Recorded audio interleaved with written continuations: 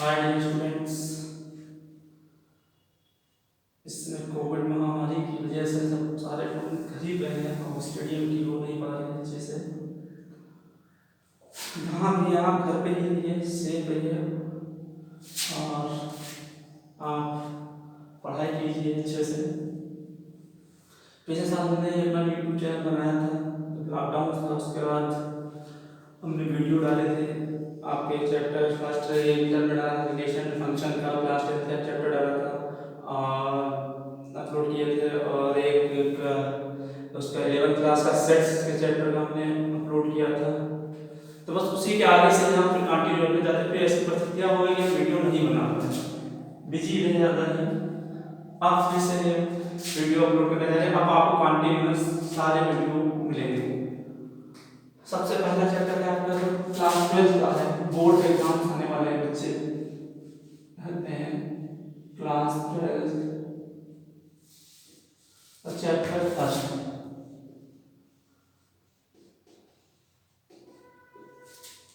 Relation and function.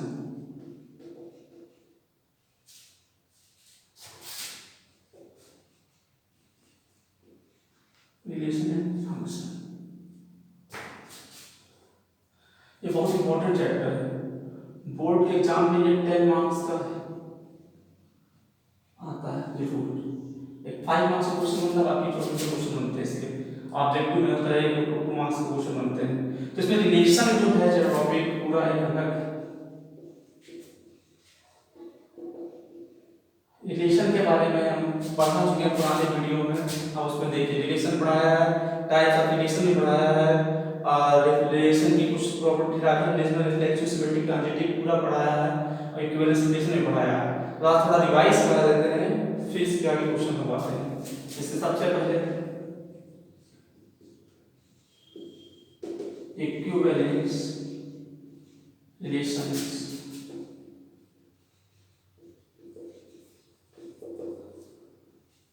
से कहते हैं। A relation is said to be an equivalence relation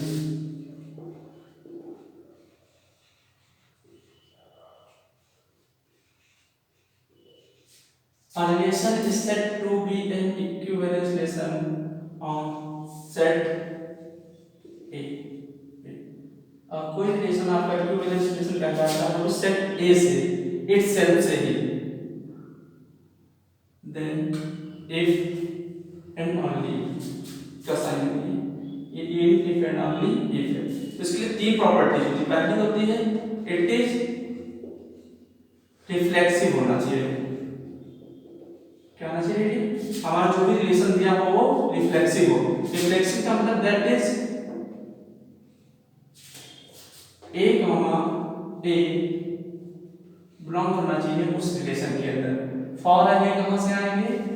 आपके ए से, सेट ए से। Second, it is symmetric relation. Symmetric relation, symmetric relation का meaning होता है कि आपका ए से बी अगर रिलेशन में है तो आपका बी से ए भी उसी रिलेशन के अंदर मिलना चाहिए। ए से बी है और तो बी से ए भी उसी रिलेशन के अंदर हमारा प्रेजेंट होना चाहिए। फॉर ए और बी आपके सेट ए से है। थर्ड में इट इज ट्रांजिटिव होना चाहिए। ट्रांजिटिव, दैट इज ट्रांजिटिव का मीनिंग ये होता है कि आपका ए से बी किसी रिलेशन में है एंड बी से सी भी आपका रिलेशन आर में प्रेजेंट है, तब देन ए का रिलेशन सी के साथ उस रिलेशन में होना चाहिए। अगर ए से बी मिल रहा है और बी से सी उसी के अंदर प्रेजेंट है, दोनों चीजें प्रेजेंट है, तो आपका ए से सी के साथ रिलेशन भी उसी के अंदर होना चाहिए ऑर्डर पे। अगर ये होगा तभी आपका ट्रांजिटिव होगा, वरना ट्रांजिटिव नहीं होगा। एक चीज होगा, अगर ए से बी है और बी से सी स्टार्ट में हमें नहीं मिल रहा तो हम ए से सी पे जाएंगे नहीं, तब भी हमारा जो रिलेशन होगा वो ट्रांजिटिव होगा। जैसे एक सेट दिया हमने ए,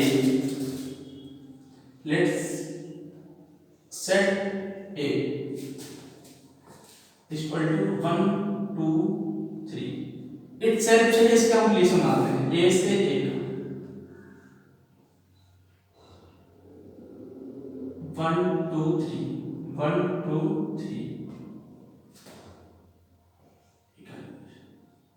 कार्टेशियन प्रोडक्ट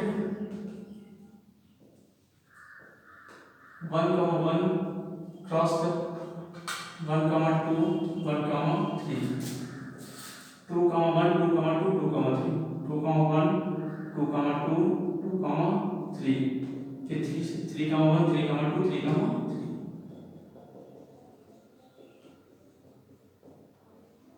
देखिए एक रिलेशन निकाला है, इसी हमने 1 1 1 2 1 3 सॉरी 1 1 2 2 3 3 और 2 1 1 2। देखिए इसको चेक करना है रिफ्लेक्सिव सिमेट्रिक ट्रांजिटिव, पहला रिफ्लेक्सिव। देखिए रिफ्लेक्शन का रहता है कि जितने भी आपके जो एलिमेंट है जो ए सेट में जितने भी एलिमेंट है सबके डबलेट ऑर्डर्ड पेयर में मिलने चाहिए।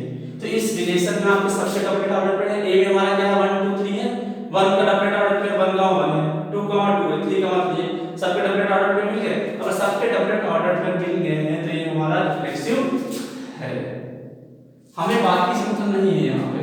अच्छा जब क्या सिमेट्रिक चेक करेंगे तो हमें ए से बी और बी से ए मिलना चाहिए। तो जितने भी डबलेट होते हैं उनका अपोजिट वही होता है, ए 1 से 1 है, 1 से 1 का फिर अपोजिट 1 से 1 ही हो जाएगा, 2 से 2 है, 2 से 2 का अपोजिट 2 से 2 हो जाएगा, 3 से 3 3 से 3 का अपोजिट 3 से 3 हो जाएगा, 2 से 1 फिर 1 से 2 चाहिए है इसके अंदर, तो ये हमारा सिमेट्रिक भी कहलाएगा। 1 से 2 प्रेजेंट है इसके अंदर आपके अंदर और आपका 2 से 1 भी इस रिलेशन में है।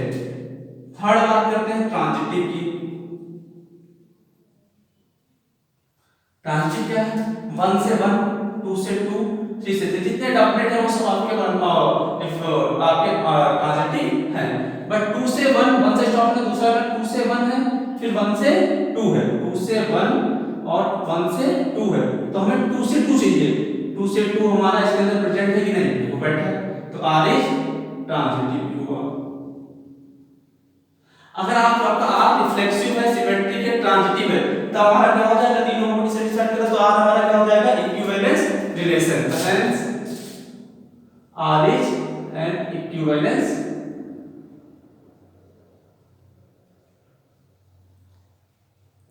रिलेशन। अब कोई भी प्रॉपर्टी गलत होती है, रॉन्ग हो जाती है, तो आपका इक्विवेलेंस रिलेशन नहीं किया जाता है। नोट कर लीजिए एक नोट लीजिए आप लोग रिफ्लेक्सिव रिलेशन के बारे में।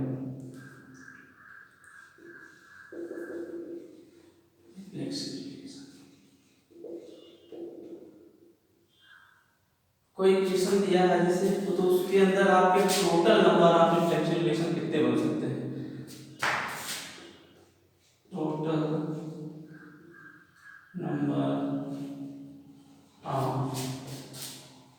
Reflexive relation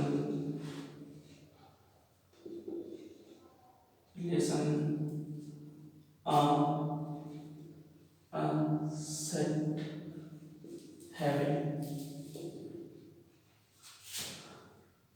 n elements।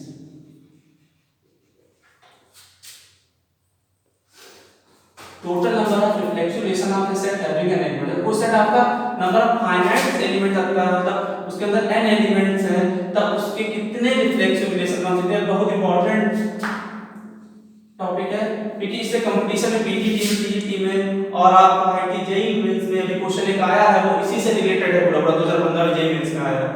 आप एक सेट पूछा total number of reflection relation of A set having an element, किसी सेट के अंदर n एलिमेंट्स है तो उसके total number of reflection relation कितने बनेंगे, तो उसका फॉर्मूला ये 2n² - n। इसकी प्रूविंग बहुत बड़ी है, अभी करना है तो टाइम चला जाएगा, आपको फॉर्मूले से पता रखिए। इसी तरीके से होता है total number of symmetric relation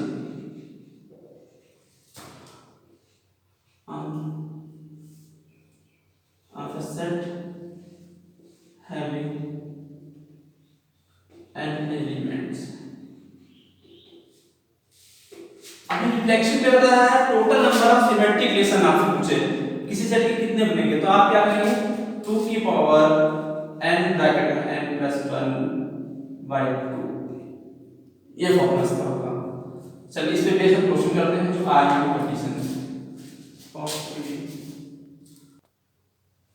ये क्वेश्चन है आपका जो जेईई मेंस 2015 में आया हुआ है। क्वेश्चन क्या कह रहा है देखिए, if the numbers of different reflexive relation, आपके डिफरेंट रिफ्लेक्सिव रिलेशन है ऑन सेट है, ए सेट ए से ही बने हुए आपके क्या है रिफ्लेक्सिव रिलेशन है, is equal to the number of different symmetric relation on set है। आपका इक्वल किसके बता रहा है, तो number of different symmetric relation on set है, सेट ए से जितने भी डिफरेंट सिमेट्रिक रिलेशन बने हुए हैं उसके इक्वल है। Then the number of elements in set A, मतलब सेट ए में कितने एलिमेंट रहे होंगे, सेट ए जैसे कितने एलिमेंट रहे होंगे कि आपके नंबर ऑफ रिफ्लेक्शन रिलेशन और number of symmetric relation equal होंगे। आपको क्या बताना है, नंबर ऑफ ए सेट में एलिमेंट बताने हैं, तो मतलब n की वैल्यू बतानी है। चलिए अकॉर्डिंग टू क्वेश्चन को चलिए सॉल्यूशंस करेंगे।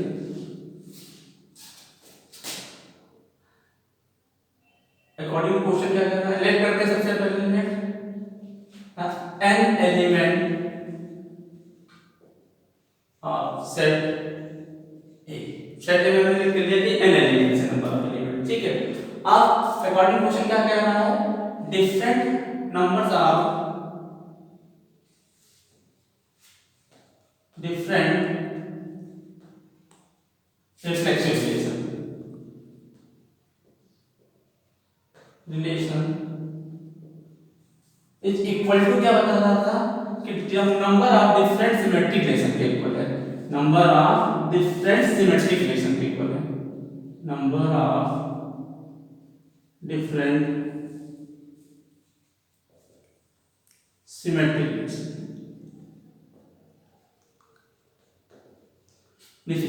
Number of different reflection relation equal to number of different symmetric relation के इक्वल है। अब number of different reflection relation हमारा क्या है, उसका क्या फॉर्मूला होता है हमारा 2 की पावर n² - का n equal to number of different symmetric relation क्या होता है 2 की पावर n + 1/2। बस इसी को सॉल्व करके हमें वैल्यू लानी। देखिए इसका बेस समान है तो क्या होगा, बेस हट जाता है और पावर्स उतर जाती है। बेस हट जाने से तो n² - का n equal to n n + 1/2 n² - n n² + n/2, then cross multiply, इसे 2 से मल्टीप्लाई करेंगे तो कितना हो जाएगा 2n² - का n इक्वल टू n² + का n, n² इधर ले आना तो 2n² - n² - n, ये आएगा तो माइनस का n equal to 0, 2n² - n², यहाँ पे कितना हो जाएगा आपका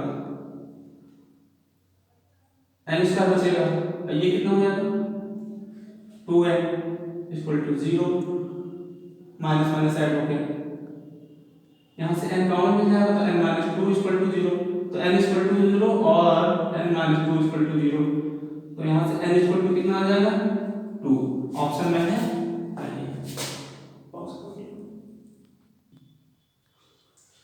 यहाँ पर हमने क्रॉस मल्टीप्लाई करा तो 2n² माइनस का 2, सॉरी माइनस का 2n, यहाँ पर कितना आ जाएगा माइनस का 2n, तो -2n और n पे 3 है, और यहाँ पे कितना हो जाएगा 3, n कॉमन लिया, कितना हो जाएगा हमारा यहाँ पे 3, तो n इक्वल टू 3। आपके सेट ए में कितने एलिमेंट्स होंगे, 3 एलिमेंट्स होंगे। ऑप्शन बी आपका करेक्ट है। इस तरीके से जेईई में 2015 के अंदर आया हुआ है। इस तरह के इससे रिलेटेड काफी कंपटीशन क्वेश्चन पूछे जाते हैं, आप इसको नोट कर लीजिए।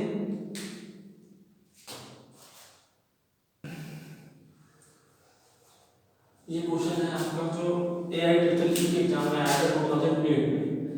कह रहा है R be the real lines, R एक रियल लाइंस है, आप consider the following subsets of the plane R cross R, जो आर क्रॉस आर का प्लेन है उसी से आपका लिखा है सबसेट, द डोमेन भी आपका रियल नंबर है और वो डोमेन भी आपका रियल नंबर है। तो इसमें एक एस सेट दिया है कि x y y equal to, उसकी कंडीशन क्या है कि x + 1 एंड g x कहां आएगा 0 और 2 के बीच में, 0 2 के बीच में आएगा x की वैल्यू 0 से ग्रेटर देन होगी, 2 से लेस देन होगी, और रियल नंबर दे रखा डोमेन तो आपको बहुत सारे नंबर आएंगे 0 2 के बीच में। t सेट दे रखा है, t रिलेशन दे रखा है क्या है x y x - y is an integer, ये बहुत सुपर एक क्वेश्चन खुद में एक क्वेश्चन है आपका, x y बराबर x y is an integer. तो ऑप्शन देखिए सबसे पहले आपका क्या है, s is an equivalence relation, क्या है s क्या है आपका इक्विवेलेंस रिलेशन है r on r, but t is not, t आपका इक्विवेलेंस रिलेशन नहीं है, कि t इक्विवेलेंस रिलेशन है s नहीं है, कि नाइदर s और not t are is an equivalence relation on r, ना तो s है ना तो t, मतलब s t दोनों आपके इक्विवेलेंस रिलेशन नहीं है, both s and t are equivalence relation on r, मतलब आपके दोनों ही इक्विवेलेंस रिलेशन है। तो आपको क्या करना पड़ेगा, यहाँ पे चेक करना पड़ेगा दोनों को, s को और t वाले को भी, तब आपको पता चलेगा कि रिलेशन आपका इक्विवेलेंस कौन सा है कौन सा नहीं है। चलिए हम सबसे पहले s वाला सेट उठाते हैं, x y such that y equal to x + 1 and 0 is greater than x2, इसमें x 0 से बड़े और 2 से छोटे आप कौन सा नंबर ले सकते हैं, 0 से बड़े 0 0.2 0.5 बहुत सारे नंबर ले सकते हैं। हमने इसे x इक्वल टू, आपको पहला पार्ट चेक करते हैं इसका रिफ्लेक्सिव, क्या चेक करते हैं रिफ्लेक्सिव, रिफ्लेक्सिव रे क्या होगा आपका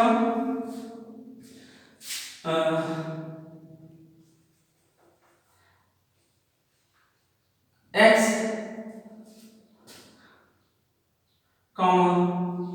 x आपका रिलेशन में मिलना चाहिए, तो इसके लिए चेक करते हैं जरा x x से, अगर x से रिलेशन x का देखा जाए तो क्या होगा, यहाँ पे y की जगह पे क्या आएगा x आएगा, इधर x आ जाएगा प्लस का 1, क्या ये इक्वल है, ये इक्वल नहीं, तो x does not belong to relation में, आपका रिलेशन के अंदर नहीं आएगा बेटा ऑर्डर पे, क्योंकि यहाँ पे x + 1 है, यहाँ पे ऑलरेडी x बच रहा है, तो आपने पहली प्रॉपर्टी नहीं फॉलो की तो आपके इक्विवेलेंस रिलेशन के लिए 0 से कोई भी एक फॉलो नहीं करेगी, तो आपका वो रिलेशन आपका इक्विवेलेंस रिलेशन रह ही नहीं जाएगा, तो आपका ये is not reflexive.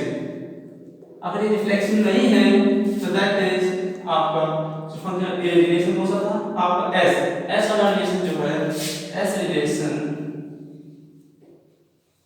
is not equivalence relation।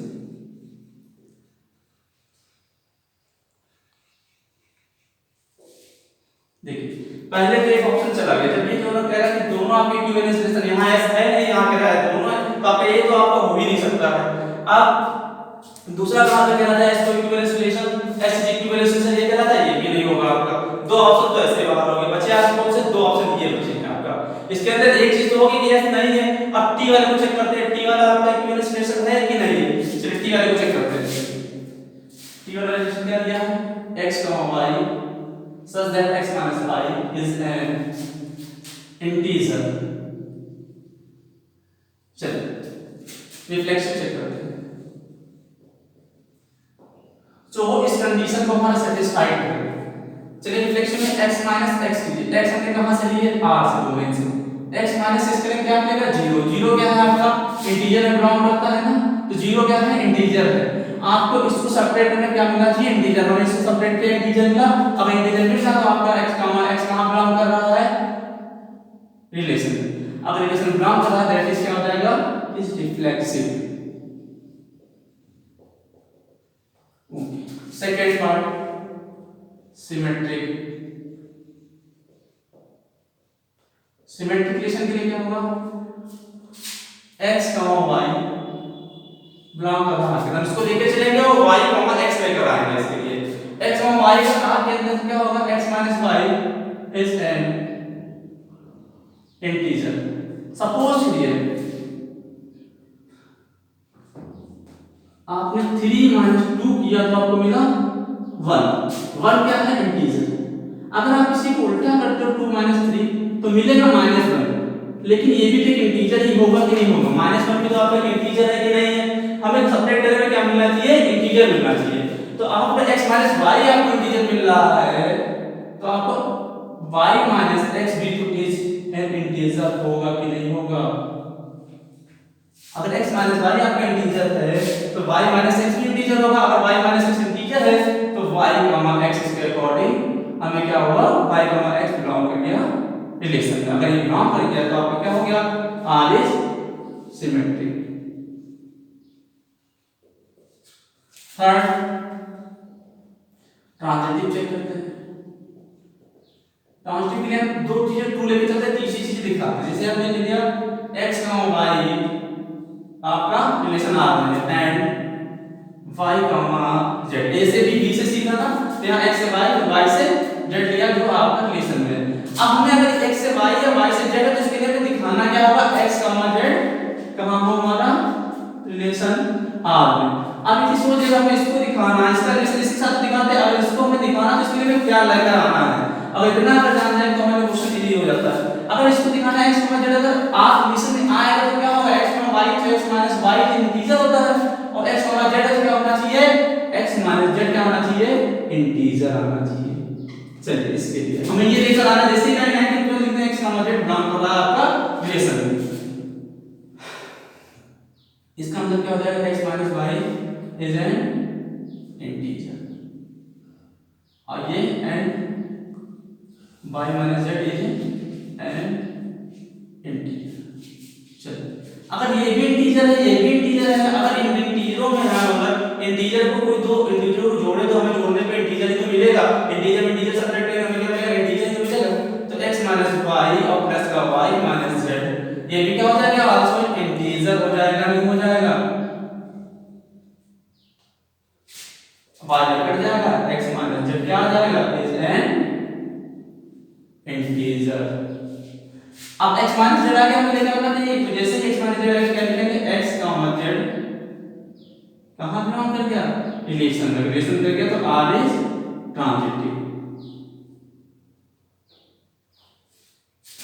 Sorry यार रिलेशन और t दिया और t में आपका t से होगा, यहाँ पे t से होगा, यहाँ पे भी R नहीं आपका s होगा। यहाँ पे रिलेशन आपका s है, सॉरी R आपका और यहाँ भी t हो जाएगा, यहाँ भी t क्योंकि t है ना रिलेशन आपका। अब यहाँ भी t, हाँ ये R से लेंगे डोमेन से, ठीक। हाँ यहाँ पे x, y भी कहाँ से लेंगे, R डोमेन से। यहाँ x, y, z कहाँ से लेंगे, R से। लेकिन जो ये ऑर्डर पे आएंगे कहाँ से आएंगे, इस रिलेशन t से आएंगे। तो t इज ट्रांजिटिव। t क्या हो गया हमारा, ट्रांजिटिव। अगर t ट्रांजिटिव हो गया, t रिफ्लेक्सिव भी, सिमेट्रिक भी है, ट्रांजिटिव भी, तो t इज क्या हो गया, एन इक्विवेलेंस रिलेशन। अब देखिए आपका कौन सा ऑप्शन सही है, क्लियर है, नाइदर एस नॉट टी आपका इक्विवेलेंस रिलेशन। एस तो हमारा नहीं है लेकिन इक्विवेलेंस, लेकिन आपका टी वाला तो है इक्विवेलेंस रिलेशन। तो हमारा एस इक्विवेलेंस रिलेशन नहीं है और टी है, तो कौन सा ऑप्शन सही होगा, जिसमें ये देखिए T is an equivalence relation on R but S is not, S आपका नहीं। तो हमारा ऑप्शन मतलब बी सही होगा। इस तरीके से क्वेश्चन आते हैं, आप इसको नोट कर लीजिए।